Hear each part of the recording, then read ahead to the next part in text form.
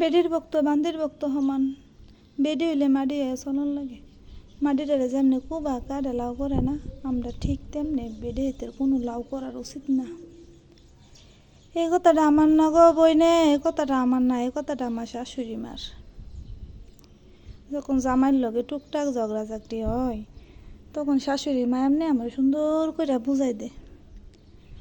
আমিও মাটির মতো নরম হইয়া যাই গে। আর কি কইয়া, যখন ওই ভাবি জামাইয়ের লগে একটুখানি ঝগড়া করাম, তখনই মনে হয়ে যায় আরে বেডি হলে তো মাটি চলন লাগে। বেডির বক্ত তো বান্দির বক্ত সমান। মাটিটারে যেমনি কুবা কাটে লাউ করে না, তো আমি কেটে যাই লাউ করতাম। আমারও তো ঠিক দরকার যে মাটিটার মতো অনেক, আমি তো একটা বেডি মানুষ। তো কি আর করাম, মাটির মতো বেডি যেহেতু হইছি, মাটির মতো হইয়া যায়গা। বাজুক বালা আবার আগুনের মতো হইয়া যায়গা।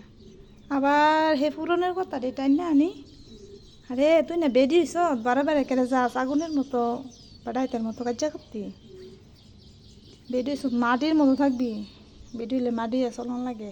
কতবার আর কইয়াম, আপনারা রোগাইতাছি। আপনারা বেডির যারা যারা আছেন বইনেরা আমার, বেডির বক্ত বান্দির বক্ত সমান। বেডি হইলে মাটি চলন লাগে। আপনারা